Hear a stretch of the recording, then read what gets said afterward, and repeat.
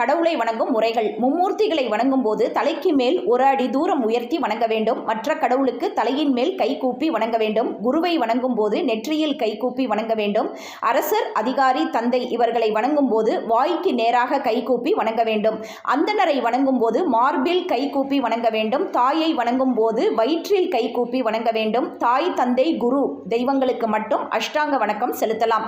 நமஸ்காரம் என்பது பகவானுக்கும் பெரியோருக்கும் செய்யப்படும் மரியாதைக்கான காரியம். இதை மிகவும் வினயத்தோடும் பக்தி பூர்வமாகவும் செய்ய சொல்லி இருக்கின்றனர். நமஸ்காரம் என்பது 8 அங்கங்களும் பூமியில் படுகிற மாதிரி செய்ய வேண்டும். சிலர் சைக்கிளில் போகும்போதே கோவில் வாசலை பார்த்து ஒற்றை கையால் குட் மார்னிங் சொல்வது போல் கையை நெற்றியில் வைத்துவிட்டு போவது உண்டு. இதெல்லாம் நமஸ்காரத்தில் சேர்த்தியே இல்லை.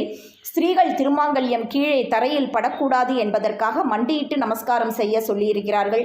இது போன்ற பதிவு உங்களுக்கு பிடிச்சிருந்ததுன்னா லைக் பண்ணுங்க, ஷேர் பண்ணுங்க, சப்ஸ்கிரைப் பண்ண மறக்காதீங்க. நன்றி.